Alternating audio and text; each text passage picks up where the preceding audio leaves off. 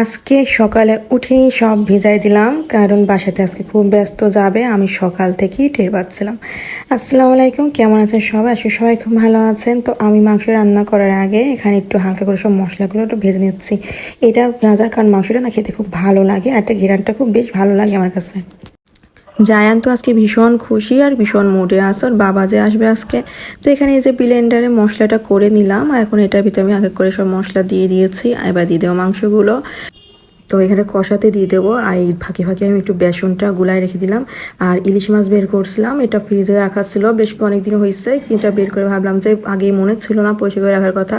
আর আজকেই রান্না করবো, তো কি করার, ওই যে সকালে উঠে ভিজাই দিলাম, তো এটা কেটে ফেললাম। তা চাকু দিয়ে কাটলাম, বটি দিয়ে ইলিশ মাছ যখনই কারো দিয়ে কাটাতে যাই একদম নষ্ট হয়ে যায়, আমার মনের মতনই পিস হয় না। এই জন্য নিজে এই চাকুটা রেখে দিই সবসময় নিজের হাতে কাটার জন্য। তো পিসগুলো কিন্তু দেখতে খারাপ হয়নি, মাশাআল্লাহ ভালোই হলো। তো এটা রান্না করবো কচুরলতি দিয়ে, সেদিকে বাজার থেকে নিয়ে এসলাম। এতটাই সুন্দর কচুরলতিটা, মানে একদম চিকন চিকন, খুব ভালো। তো এখানে পেঁয়াজটা একটু সুন্দরভাবে একটু ভেজে ভেজে নিলাম, আর তার ভিতরে এখানে পেঁয়াজের একটু পেস্ট দিয়ে দিলাম, যেহেতু ইলিশ মাছে কিছুই দিতে হয় না। ইলিশ মাছ তো এমনিতেই ঘেরানি ঘেরানি মজা। তো এই যে একটু কষায় নেবো, যেহেতু ইলিশ মাছটা একটু কষায় নিলে না পরে দিলে পরে ভালো লাগবে না। কচুরলতিটা যেহেতু তাড়াতাড়ি সিদ্ধ হয়ে যাবে পাতলা পাতলা, তো আগে এটা কষায় নিলে বেশ ভালো লাগে, ঘেরানটাও কিন্তু বেশ ধরায় যায়। ছেলেকে আবার এই ফাঁকে একদম 1 ঘন্টা ধরে ঘুম পড়ালাম, কেননা 1 ঘন্টার বেশি ঘুম পড়াতে গেলে আমার যে রান্নাবান্না আজকে একদম উল্টোপাল্টা হয়ে যেত।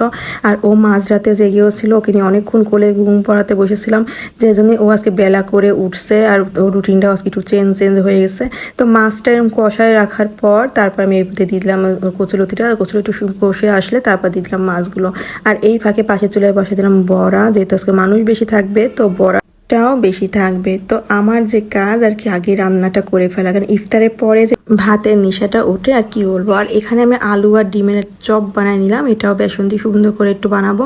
তো আগে এটাই দিয়ে দিলাম, যেহেতু এটা ঠান্ডা হয়ে গেলেও সমস্যা নেই। আর লাস্টের দিকে বেগুনিটা আমি সবসময় করি, কারণ বেগুনিটা আমার গরম গরম না থাকলে একদম ভালো লাগে না। ইফতারের পর ভাত খাওয়ার যে একটা মজা, সেটা কিন্তু ইফতারের বাদে রাতে যে আমরা ভাতটা খাই সেটাতে কিন্তু একদম মজা পাওয়া যায় না অমনটা। কিন্তু ইফতারের পর খেলে একটা অন্যরকম শান্তি লাগে, তাই না? তো এখানে আমি একটু ছোলার চাট করে ফেলাইছিলাম, তার জন্য একটু ফুচকা নিয়ে নিলাম। তো এটা একটু মুখে টক টক লাগবে, তো এই জন্য বানাইছিলাম। তো এই যে ইফতার সব কিছু রেডি সেডি করে নিয়ে একদম চলে আসলাম। বললাম না জায়ানের বাবা তো আজকে বাসায়, তো জায়ান সেই মুডে আছে, জায়ানকে খুঁজে পাওয়া যাচ্ছে না। জায়ান সে এই ঘর ও ঘর ছুটাছুটি আর খেলাধুলা। ওর মন যখন ভালো থাকে ওর বাবাকে দেখলে তার চাইতে দ্বিগুণ ভালো হয়ে যায়। তো মাশাল্লাহ ও ভালো থাকলেই ভালো আর কি। তো এদিকে আবার নিচে আজকে ইফতারে দিচ্ছিলাম। ইফতারের আগ মুহূর্তটা এতটাই তাড়াহুড়া বেঁধে যায়, এতটাই তাড়াহুড়া, মানে কোনটা থুয়ে কোনটা করব, কখন করব, এই টাইম চলে আসলে 1-5 মিনিট করতে করতে। তো মাশাল্লাহ এইভাবে করে করে কিন্তু 30টা রোজা পার হয়ে যাবে, চোখের পলকে বুঝতেই পারবো না। তো জায়ানের মামা এই যে বসে আছে, জায়ানকে নিয়ে বসেছিল, পরে আমি বললাম যে খাওয়া লাগবে, ওর চেয়ারে ওকে বসাই দিই। পরে জায়ান চলে গেল তার চেয়ারে, কুকুট করে বসে বসে বড়া খাচ্ছে।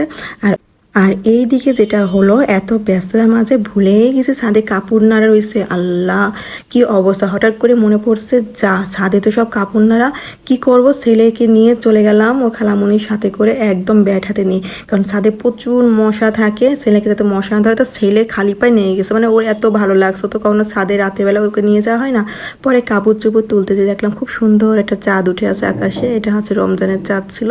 তো যাক, এই যে কাপড় চোপড় তুলে ছেলের সাথে একটু দুষ্টামি করতে করতে নিয়ে চলে আসলাম। চারিদিকে দেখতে বেশ ভালো লাগতেছিল।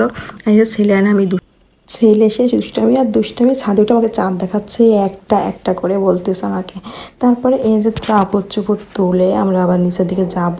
পরে ছেলে এসে হাঁটাহাঁটি শুরু করে দিয়েছে, আর দেখতে বেশ বাইরে খুব বাতাসও ছিল, বেশ ভালো লাগতেছিল আর কি। কিন্তু ওই যে সন্ধ্যের সময় আসলে বাবুদের নিয়ে ছাদে যাওয়াটাও আসলে ঠিক না। তারপরও গেলাম, কি করার, আনতে হবে। ওকে তো একা রেখে আবার যাওয়া যাবে না, চিল্লায় একা করে দেবে ঘর। ছায়া নিয়ে খেলতে হয় না, কিন্তু আমার সোনা পাখি ছায়া নিয়ে খেলা শুরু করে দিয়েছে আমার সাথে, আমি আবার ওর সাথে। তো কেমন ভিডিও অবশ্যই জানিও, আর আমার পেজটা অবশ্যই ফলো দিতে ভুলো না। আর ইউটিউব থেকে দেখে থাকলে অবশ্যই সাবস্ক্রাইব করতে ভুলো না। রাতের আকাশটা তার সাথে পরিবেশটা কত সুন্দর লাগছে না? আল্লাহ হাফেজ।